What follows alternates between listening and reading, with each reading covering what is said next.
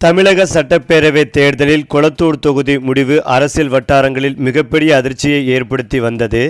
அந்த வகையில் திமுக தலைவர் மு.க.ஸ்டாலின் தொடர்ந்து வெற்றி பெற்று வந்த தொகுதியில் தமிழக வெற்றிக்கழகம் சார்பில் போட்டியிட்ட வி.எஸ். பாபு மிகப்பெரிய அளவில் வெற்றி பெற்றார். வி.எஸ். பாபு 82,199 வாக்குகளை பெற்று வெற்றி பெற்றதாக அறிவிக்கப்பட்டது. மு.க.ஸ்டாலின் 73,404 வாக்குகளுடன் இரண்டாம் இடத்தை பிடித்தார். இருவருக்கும் இடையிலான வாக்கு வித்தியாசம் 8,795 இருந்தது. இந்த முடிவு தமிழக அரசியல் களத்தில் முக்கிய விவாதத்தை ஏற்படுத்திய நிலையில்தான் தேர்தல் முடிவை எதிர்த்து மு.க.ஸ்டாலின் தற்போது சென்னை உயர்நீதிமன்றத்தை நாடி உள்ளார். குறிப்பாக தேர்தல் முடிவுக்கு பிறகு கொளத்தூர் தொகுதியில் பயன்படுத்தப்பட்ட வாக்குப்பதிவு இயந்திரங்களை ஆய்வு செய்ய மு.க.ஸ்டாலின் தரப்பில் தேர்தல் ஆணையத்திடம் அனுமதி கோரப்பட்டது. அதன்படி கொளத்தூர் தொகுதியில் தேர்வு செய்யப்பட்ட 14 வாக்குப்பதிவு இயந்திர தொகுப்புகள் ஆய்வு செய்யப்பட்டன. இந்த ஆய்வின் போது வாக்குப்பதிவு இயந்திரங்களில் பதிவான வாக்குகளையும் ஒப்புகை சீட்டு இயந்திரங்களில் பதிவான வாக்குகளையும் ஒப்பிட்டு சரிபார்க்கும் பணியும் நடைபெற்றது. மேலும் மு.க.ஸ்டாலின் தரப்பின் குற்றச்சாட்டுப்படி 6 வாக்குச்சாவடிகளில் வாக்குப்பதிவு இயந்திரங்களில் பதிவான வாக்குகளுக்கும் ஒப்புகை சீட்டுகளில் பதிவான தகவல்களுக்கும் முரண்பாடுகள் இருப்பது கண்டறியப்பட்டது. இது குறித்து தேர்தல் அதிகாரிகளிடம் தங்களுடைய தரப்பில் ஆட்சேபனைகளும் தெரிவிக்கப்பட்டதாக கூறப்பட்டும் வருகிறது. மேலும் இந்த விவகாரத்தை தொடர்ந்து மு.க.ஸ்டாலின் சென்னை உயர்நீதிமன்றத்தில் தேர்தல் வழக்கை தொடர்ந்துள்ளார். வி.எஸ். பாபுவின் தேர்தல் வெற்றியை செல்லாது என அறிவிக்க வேண்டும் என்பதுடன் கொளத்தூர் தொகுதியில் பயன்படுத்தப்பட்ட அனைத்து 286 வாக்குப்பதிவு இயந்திரங்களையும் முழுமையாக ஆய்வு செய்ய வேண்டுமென்று மனுவில் கோரப்பட்டுள்ளது.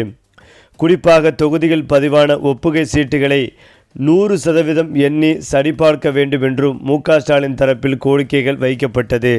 தேர்தலுக்கு பயன்படுத்தப்பட்ட இயந்திரங்கள் தொடர்பான கண்காணிப்பு காட்சிகள், பாதுகாப்பு பதிவுகள் மற்றும் தொழில்நுட்ப அறிக்கைகள் உள்ளிட்ட ஆவணங்களை பாதுகாக்கவும் நீதிமன்றத்திடம் கோரப்பட்டுள்ளதாக தகவல்கள் தெரிவிக்கின்றன. வாக்குப்பதிவு இயந்திரங்கள் தொடர்பான சரிபார்ப்பு பணிகள் முடிவடைந்ததாக தேர்தல் அதிகாரிகள் தெரிவித்திருந்தனர். குறிப்பாக ஆகஸ்ட் 5ஆம் தேதி இந்த சரிபார்ப்பு பணிகள் முறையாக முடிக்கப்பட்டதாக சான்றிதழ்கள் வழங்கப்பட்டதாகவும் கூறப்படுகிறது. ஆனாலும் சரிபார்ப்பின் போது சில முக்கிய பிரச்சனைகள் கண்டறியப்பட்டதாகவும் தங்களுடைய தரப்பில் எழுதப்பட்ட கேள்விகளுக்கு உரிய விளக்கம் அளிக்கப்படவில்லை என்றும் மு.க.ஸ்டாலின் தரப்பில் குற்றம் சாட்டப்பட்டுள்ளது. இதனால் அந்த சான்றிதழ்களையும் ரத்து செய்ய வேண்டும் என்றும் தேர்தல் தொடர்பான அனைத்து இயந்திரங்களையும் மீண்டும் ஆய்வு செய்ய வேண்டும் என்றும் மனுவில் கோரப்பட்டுள்ளது. இந்த வழக்கை அவசரமாக விசாரணைக்கு எடுத்துக்கொள்ள வேண்டும் என்று மு.க.ஸ்டாலின் தரப்பில் மூத்த வழக்கறிஞர் ஜே. ரவீந்திரன் சென்னை உயர்நீதிமன்றத்தில் முறையிட்டார். தலைமை நீதிபதி சுஷ்ருத் அரவிந்த் தர்மாதிகாரி மற்றும் நீதிபதி அருள்முருகன் ஆகியோர் அடங்கிய அமர்வு முன்பு இந்த முறையீடும் செய்யப்பட்டது. இருந்தாலும் வழக்கை உடனடியாக அவசர வழக்காக விசாரிக்க நீதிமன்றம் மறுப்பு தெரிவித்தது.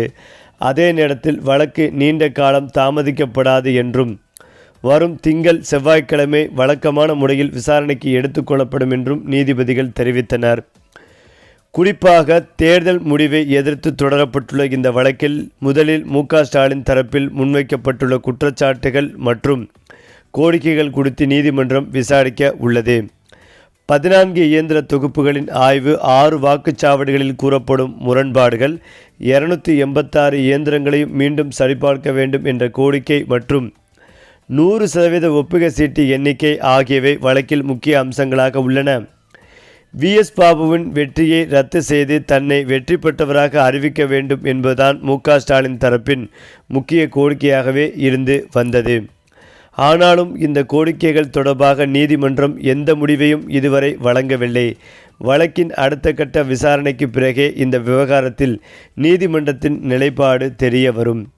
இதனால் தமிழக அரசியலில் ஏற்கனவே பெரும் கவனத்தை ஈர்த்த கொளத்தூர் தொகுதி தேர்தல் விவகாரம் தற்போது நீதிமன்ற விசாரணை காரணமாக மீண்டும் அரசியல் மற்றும் சட்ட வட்டாரங்களில் முக்கியத்துவம் பெற்றுள்ளது.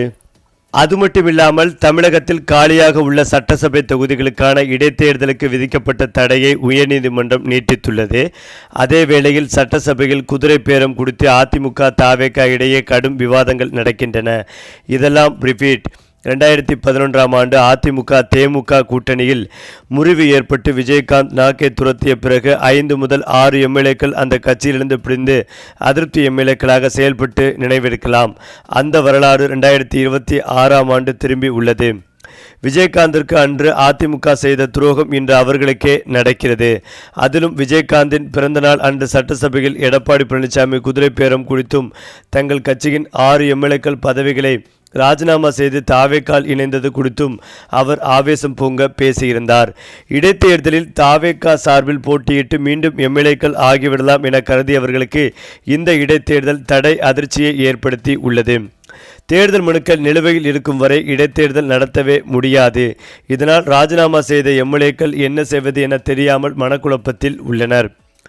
இதோட எதிரொலிதான் வேலுமணி சட்டசபையில் அண்ணன் எடப்பாடியார் என பேசியிருந்தது. கொளத்தூர் தொகுதியில் தேர்தல் முடிவுகளை எதிர்த்தும் மின்னணு வாக்குப்பதிவு இயந்திரத்தில் கோளாறுகள் ஏற்பட்டதாகவும் ஸ்டாலின் வழக்கு தொடர்ந்துள்ளார் என்பதும் குறிப்பிடத்தக்கது. மின்னணு வாக்குப்பதிவு இயந்திரங்கள் வேட்பாளர்களின் பெயர்கள் சின்னங்கள் ஒட்டப்படும் வரை அவரை சாதாரண இயந்திரங்கள் தான் எந்த பட்டனுக்கு நேராக எந்த வேட்பாளர் வருவார் என்பது கடைசி நேரத்தில் தான் தீர்மானிக்கப்படுகிறது. வாக்குப்பதிவின் போது சில தொழில்நுட்ப கோளாறுகள் ஏற்படலாம். அது தேர்தல் முடிவையே மாற்றக்கூடியதா இல்லையா என்பதை நீதிமன்றம்தான் தீர்மானிக்கும். கொளத்தூர் வழக்கு குறித்த விவாதம் அந்த ஒரு தொகுதிக்கு மட்டுமே தவிர மற்ற எந்த தொகுதிகளுக்கும் அதன் தாக்கம் ஏற்படும் என்பதை சொல்லவே முடியாது. மேலும் இடைத்தேர்தலில் சிலருக்கு நல்லது நடக்கணும் என விஜய் கூறுகிறார். இது எப்படி? எல்லா கட்சிகளும் தங்கள் கட்சி ஜெயிக்கணும் என்றுதான் நினைப்பார்கள். இடைத்தேர்தலில் ஆளும் கட்சி தோற்ற வரலாறுகள் உள்ளன. எம்ஜிஆர் காலத்தில் கருணாநிதி காலத்தில் இடைத்தேர்தலில் தோற்றிருக்கிறார்கள். இதனால் அவர்களின் ஆட்சிகளுக்கு என்ன பங்கம் வந்தது? ஒரு மாநில முதல்வரையோ அல்லது மாநில கட்சி தலைவரையோ அகில இந்திய அளவிலான பிரதமர் வேட்பாளராக முன்னிறுத்துவது சாத்தியமே இல்லாத ஒன்று. 2014ஆம் ஆண்டு ஜெயலலிதாவை அதிமுக மோடியா லேடியா என பிரச்சாரம் செய்தது தேசிய அளவில் பெரும் மாற்றத்தை ஏற்படுத்தவில்லை. இருந்தாலும் எனவே விஜயை பிரதமர் வேட்பாளர் என கூறுவதெல்லாம் ரசிக மனோபாவம் என்றுதான் சொல்ல வேண்டும் என்று கூறி வருகின்றனர். அதிலும் முக்கியமாக தமிழக அரசியலில் பரபரப்பை ஏற்படுத்தியுள்ள தேர்தல் வழக்குகளில் முதலமைச்சர் விஜய் தரப்புக்கு சென்னை உயர்நீதிமன்றம் மீண்டும் கடுமையான எச்சரிக்கை விடுத்து வருகிறது. தேர்தல் வெற்றியை எதிர்த்து தொடரப்பட்ட வழக்குகளில் தேவையான பதில் மனுக்களை குறிப்பிட்ட காலத்திற்குள் தாக்கல் செய்யாவிட்டால் செலவு விதிக்க நேரிடும் என நீதிமன்றம் எச்சரித்துள்ளது. ஏனென்றால் குறிப்பிட்ட காலக்கெடுவுக்குள் மனுக்களை தாக்கல் செய்ய தவறினால் விஜய் மற்றும் ஆதவ் அர்ஜுனா தரப்புக்கு தலா 50,000 செலவு விதிக்க நேரிடும் என நீதிமன்றம் எச்சரித்துள்ளது. தேர்தல் வழக்குகள் தொடர்பான சட்ட நடைமுறைகளுக்கு கால வரம்பு இருப்பதால் வழக்குகளை நீண்ட காலத்திற்கு இழுத்தடிக்க முடியாது என்பதையே நீதிமன்றம் சுட்டிக்காட்டி வருகிறது. இதனால் கொளத்தூரில் வெற்றி செல்லாது என்ற வழக்கில் மீண்டும் விசாரணை நடந்தால் உறுதியாக கொளத்தூரில் அனைத்து வாக்குகளையும் மீண்டும் எண்ணப்படும் சூழல் உருவாகலாம். இதில் முன்னாள் முதல்வரான மு.க. ஸ்டாலின் வெற்றி பெறுவதற்கான வாய்ப்புகள் அதிகம் இருப்பதாகவே தற்போது தகவல்கள் வெளிவந்து கொண்டிருக்கிறது. இந்த ஒரு தகவல் தாவேகா முதல்வரான விஜய் அவர்களையே அதிர்ச்சி அடைய வைத்து வருகிறது.